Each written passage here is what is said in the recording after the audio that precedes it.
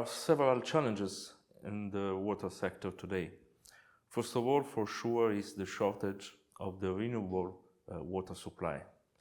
There are less and less water, and I'm not so sure that we are aware about that. I mean, the population, the institutions, government, and it's important to develop this acknowledgement of the real situation of the water, how is a precious resource, and how we can protect this good. The second challenge, in my opinion, is about climate changes. And the situation is changing during the last year. I mean, since some years ago, people were worried about the water scarcity, droughts, and now more and more we have also to face floods. The same area, the same countries have to face in 6 months a big phenomena of water scarcity, and after they have important floods. The water rain in one day a lot of time is the same than 6 months. We have more and more also people that die during these floods. So what is important is also to become able to manage those two different situations. The third one, I guess, are also the infrastructure. I mean, big part of the world today, the infrastructure were built 70 years ago, 60 years ago. So for sure they get more and more older, so they are less performant than before. And I guess also when they were built, the situation was completely different in terms of needs, but also in terms of population, for example. We see that there are important changes on it. What's your opinion? Yeah, no, I totally agree. I mean, these are some of the main challenges facing the water sector now. And as you said, climate change is the topic that is everywhere in the news, but specifically for the water sector, it has a big importance and a big consequences. And connecting off what you said about the floodings, right? I think they are becoming more common. We can see it each year. It's worse than the year before, and I think the governments and utilities or water boards, they will need to invest in early warning systems because it will be an investment that they will really need. And as this is being more and more common, it's necessary to avoid and minimize impact and damages to buildings, infrastructure, also a little bit changing the way infrastructure is designed to be more resilient, to be able to adapt to these events. And another thing that I think it's exacerbated by climate change is urbanization. I mean, there is a trend in the world to urbanize. People are coming from rural to urban areas, and it's going to be really big, more population living in urban areas than rural areas. So the water networks are going to become more and more complicated and also growing very, very fast. So utilities will need to adapt to be able to give the same level of service for bigger populations and with less water. So that's a big challenge, I think. Yeah, for sure. And also, as you said, we need a huge investment in this moment. The issue that we have, I read something 2 days ago that today the global public debts is arriving more or less to cover 100% of the gross domestic product. So we will have more and more government that they will not find enough funds to renovate, to change. In my opinion, the only solution can be to go towards a circular economy for the water. I mean, instead of investing on new infrastructure, we need to try to find the right solution to use the same water and to work in a circular economy. It doesn't mean that we need to, of course, to change the process, but we need to change also the business model, also the organization that we have in the authorities and the public utilities. And this will be, I guess, the most important challenge that we have to face in the water sector in the world. Several public utilities already started some years ago to do this journey. Usually, we have three main steps that have to be accomplished. But first of all, we have to understand that maybe there is a resource that is more important than water, and that is the data. Data about water. We need to create this data in order to manage all the challenges about water. And as basis for the digitalization, it's important to have a sort of big data platform where all the information are standardized and can be used after for the other river.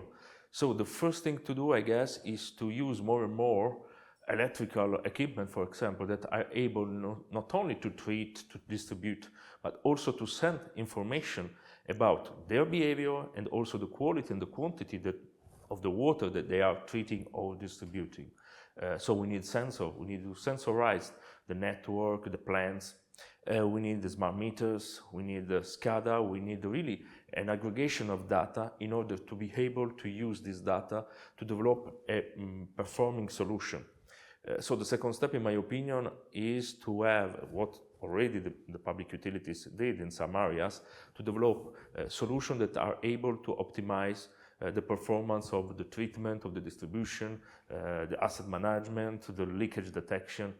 And finally, the target have to be to develop a platform that is able to show in real time all the network, all the cycle of the water, permitting to the public utility to take a decision in real time. So we need to elaborate out also a sort of real-time support decision in order to give them the possibility to have an integrated approach and to allocate the funds that we know that are limited, as I told before, in the right way. So these three steps, in order to have a visualization of the network, of the water cycle. After the visualization, we have an analysis. After the analysis, we have an optimization. And after the optimization, we can also have a prescriptive approach and a support decision system. This is what, my opinion, should be the journey in the digital transition in the water field.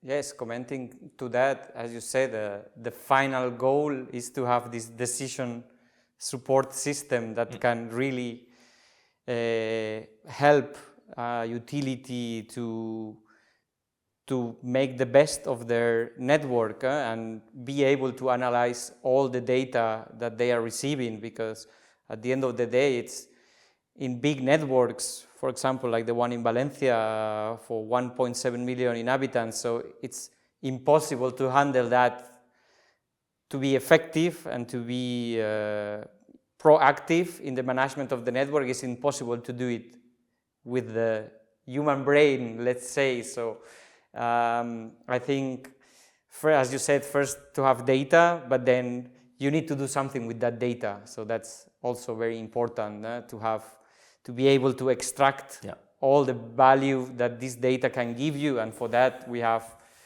algorithms and analytics, to advanced analytics to take the best of this data and be able to go to this decision support system that is really, I would not say is managing it by itself, but it gives you a lot of information to take the best decision for your network. And as you said at the beginning, it's a journey. There's different phases, and at the end, any utility can start the digitalization, the digital transformation process. Depending on where they are at this moment, they can start it. Maybe some are more mature digitally, have more sensor, etc. Others not. But the important thing is to try to see this goal of having a decision support system and to get it in different phases, because then you have different phases, so you are achieving small goals each time, and each time you achieve one of these goals, you can see some small benefits, and it will help you to go to the next phase. And you can make different phases out of it, different intermediate goals, and also you can start at different areas of your company or at different use cases. Maybe, I don't know, maybe in Italy, what's the trend? No, what they want to do? Do they want to start detecting leaks more efficiently, or do they want to operate the network? So every utility has their own needs, right? And you know, Italy is a country that is rich of challenges. For sure, now the priority is the leakage management. We have an average in Italy of 42% of water loss. So for sure, there was also an important plan from Europe, the PNRR. The main target was to reduce at least at 35% the leakage that we have in this moment. It was an important target, and the way that we have to do is very long, and it needs also, because the last year, honestly, we didn't do so much in terms of public funds on it. After, we have also the climate changes in Italy. I mean, if I have to do a short story of water in Italy the last 2 years, 2 years ago during summer, there was maybe the biggest crisis, the water scarcity that we had. So all the river was quite empty. So we were ready to create also a special commission to do that. Some months later, we have a huge raining, so the issues was flooding with people that were also dead in Ischia, in the north of Italy.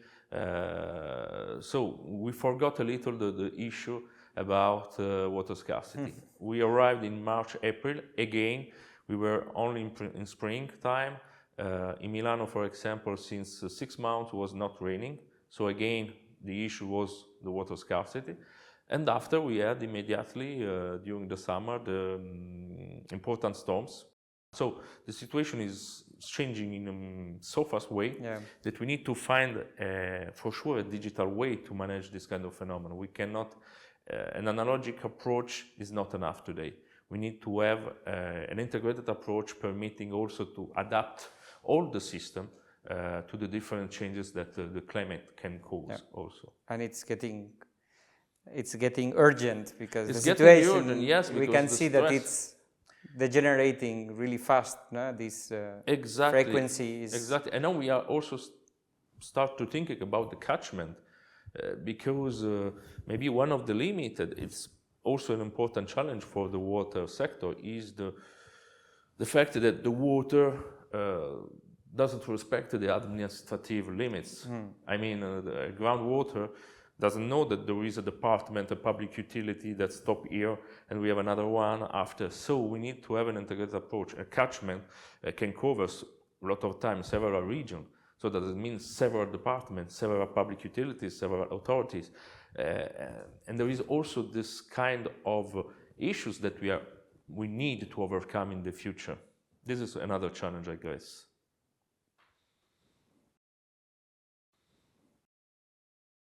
Technology and innovation, at the end, the role they have is to make life easier for utilities managing networks, even if it can sound like very complicated process or very complicated topics, right?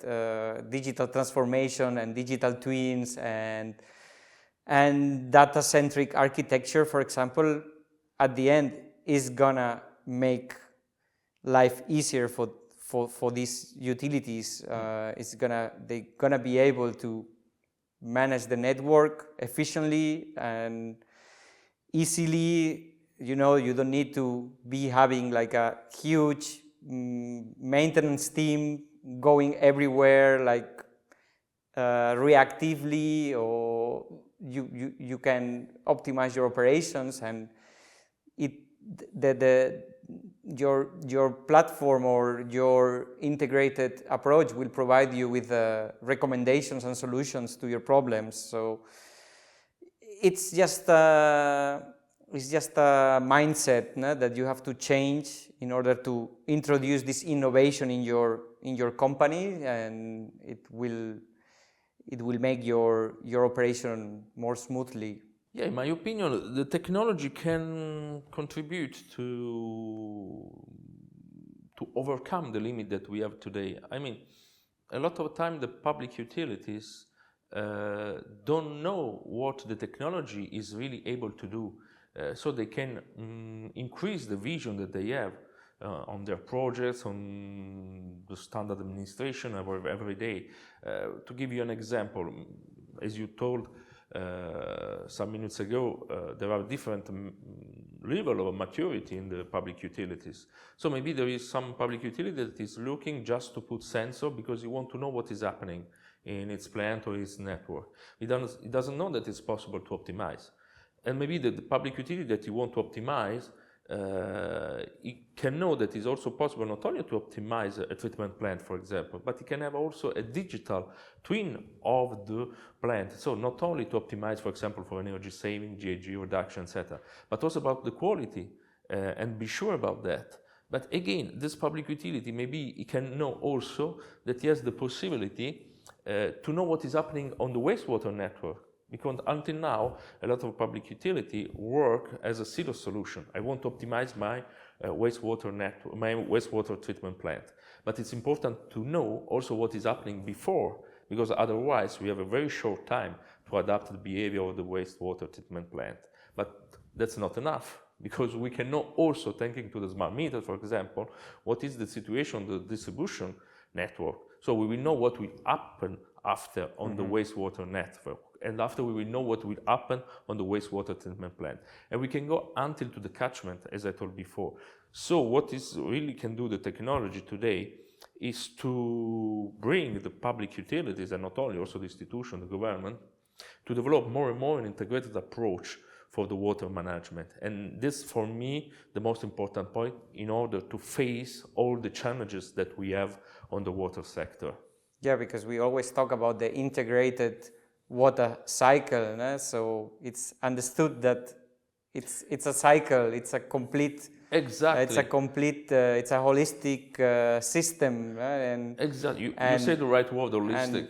And at the end, when we talk about utilities, it's only water distribution network, and maybe another one is in charge of the wastewater network, exactly, and another concession is given for the water treatment plants. So it's technology can try to unify and bring together these different approaches into one single, because one thing doesn't work without the other at exactly, the end. And exactly. The technology is useful not only to digitalize the process, but also the reorganization of the company, also the business model. This is something that, to be my opinion, also appreciated by the utilities, not only for the process, but also for the reorganization. Because today, with the possibility to do a billion of operation in 1 second, it's possible also to evaluate a different scenario with the digital twin. So to have a big support to the decision, not only for one sector, but for all the cycle. And to do that, we need also that we have only, for example, one vision. A lot of time in the public utilities, you have a responsible for the wastewater network, you have a responsible for the drinkable water, you have a responsible for the service, for example. So we need also this transformation inside the utilities and also the other institutions in order to face the challenges that we have in the water sector, I guess. And besides the economic or management objectives or benefits, right? Like energy efficiency or reduce consumption or reduce leaks, etc. There is, at the end of the day, this is also gonna increase the customer satisfaction in the utility, because when you're able to give a customer like their exact reading, and you can send this customer an alarm when there is a leak in their house, so they can cut it and they can repair it in time. So then there is a huge level of confidence and trust in the utility and satisfaction. And at the end, this will give also governments, which at the end are the ones giving the concessions. So you can increase your service level, and it will be more likely that in the future governments are giving only the best utilities contracts or concessions. So if they can ensure good service level and customer satisfaction, this will be a huge benefit for them. And I guess also technology can be a good tool also for the utilities to get the concession, because it's an investment, as you said, that is able to produce other investment. I mean, if you invest in optimization solution, some amount, after this amount is able to produce energy saving, GHG reduction, but also chemical saving, maintenance saving. So it doesn't mean that you can have more money after to do other investments. So it's not obliged each time to wait for funds from government, from institution, but sometime doing a little investment is able to produce other investment, thanking to the return on investment of this one that is more and more short now, thanking to the digitalization. You can invest in your own. Exactly. In your own. So you are creating a circle that is really a good circle for the economy and for the planet. I guess that each of them can bring to the utilities their experience of maybe the producer of the biggest portfolio or equipment of product in the water cycle, from the potabilization until to the distribution, toward the wastewater. So the experience of a manufacturer, an experience of a company that developed the last year single solution to optimize and perform the plants, the service, etc. Idrica, coming from Global Omnium, one of the biggest operators in the world, can bring all the experience of this operator that started 15 years ago, 16 years ago, this digital journey. So, and it's also what I said when I visited customer during the last months. When we do our demo, our presentation, they immediately say, I see that is a solution that is developed by an operator, because I see my needs inside that are considered. This is, I guess, one of the most important things that we can bring to our customer. Also permitting to save time. I mean, we started this journey 16 years ago. We also understand what were our mistakes, so we can avoid to our customer to do the same, and also to think about when they start the journey to already know what will be the target after. Yeah, I think that's the key from the Idrica side. That's the key point is they've been there already. They've been in this process, as you said, since 15 years ago. So it's test and try, and it's an operator. They have their use cases, they have their needs.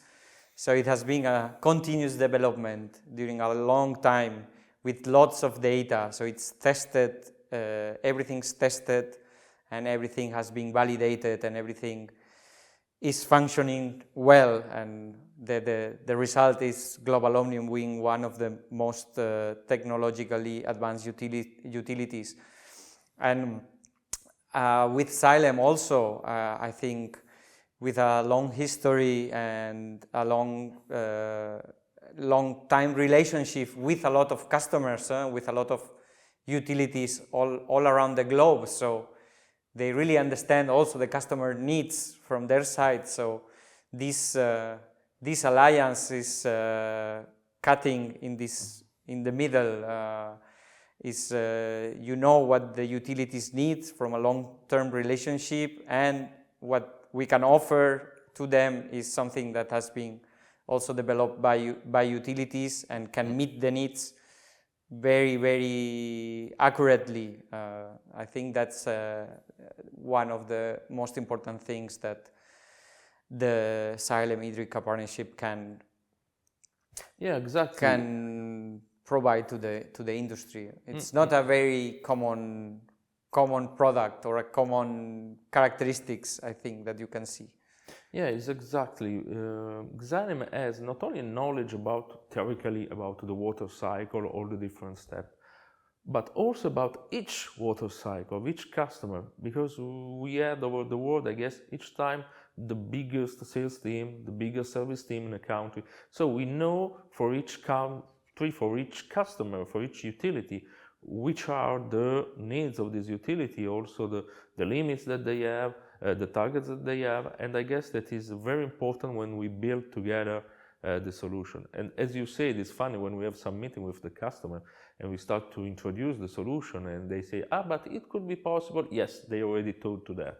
But if yes, they already. So you see that there is 15 years of experience on this solution, and the customer can really appreciate it. And I guess that they feel comfortable also, because for someone it's a really new journey, and to have someone that is experienced, more experienced than them, and did and do the same job, I guess that is a really added value for our solution, and also finally for the success of the project. Yeah, and they speak the same language exactly. the people that need this, so they can feel comfortable talking about their needs and what they require. So I think that's important. And and also, Xylem, you were saying it's a global network of staff, and for a long time, so also they know the context, they know the context country-wise, what's happening, what's moving, what are the trends, how is the situation in each different country. So it's something that gives ideas to improve the product also, because there are some needs that can be identified in Italy that maybe are not identified in other places. So at the end, having this global network can support development and improvement. Yeah, because each country has different priorities. I worked in different countries before, and I saw that, for example, for a country, as I told you, in Italy is the leakage. In other countries, the energy saving, according also to the situation, also the political situation. So that is an important point that you said, and also about the roles that we have different. Of course, we are in Europe, so more or less we are having more and more the same directive, but each country has each own KPI. So also in order to develop this platform, the dashboard, the KPI that you can have in France, in Italy, in United States are not the same. And Xylem, the added value is that you know for each country which should be the KPI for public utility in order to manage its system. This is also, I guess, a good point that we have in our bag.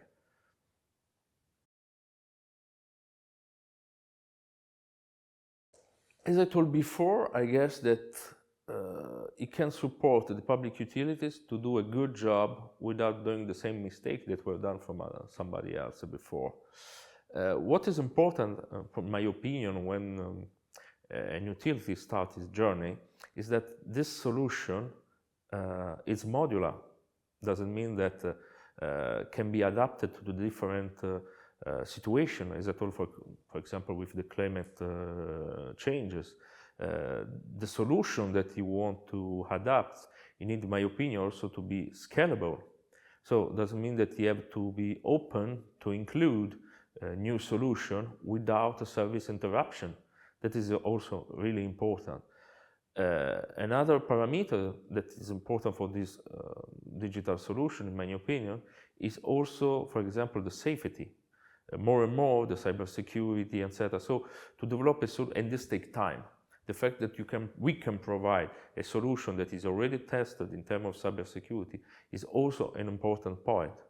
Another point is, for example, and this is maybe the most difficult part, is to build a solution that is agnostic, that is able to work with sensors, with data logger, with SCADA, belonging to different brands, to different technology, with different protocols. And this is also an important point. And we are proud about, for example, our database, what we call the Smart Water Engine, that is able to standardize all the data coming from different sources. This is, in my opinion, an important point. And also, when you start the digital transition, you also to get a solution that is interoperable.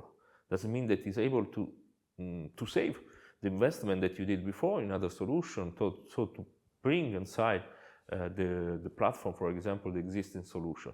So I guess that thanking to the work that was done the last 15 years by Idrica and Global Omnium, this is the really added value that we can put together on the market with GoAigua. And I guess that the public utility are able to appreciate this point. Yeah, I totally agree. These characteristics that you were saying is what makes the solution more unique and added value to utilities or operators, because, for example, with the vendor agnosticity, right, that it can be used for any type of sensor or asset or communication protocol. This is really important, I think. In the case of Global Omnium, they had 7 or 8 different types of smart meters, for example, and they all have been integrated in the platform. But this is an advantage because you don't have to be fixed to one type of smart meter. You can look for the one that works better for you, the one that gives you the best price, the one that gives you the best performance. So you don't need to keep investing in the same type of smart meter if it's not an advantage to you. So there's no problem. You don't need to change the platform. You just integrate the smart meter in it. And the same as you said for any kind of system that you already have running in your company, you don't need to scrap this investment. You need to say, okay, now I cannot use it, like a CMMS or something that you already have or you already know and you want to keep using it. You don't need to throw it away. You just integrate it in the platform and you take your own decision. So this gives the customer a lot of flexibility and to choose what they want from the platform, what they need, while keeping the investment costs always a little bit in check, right?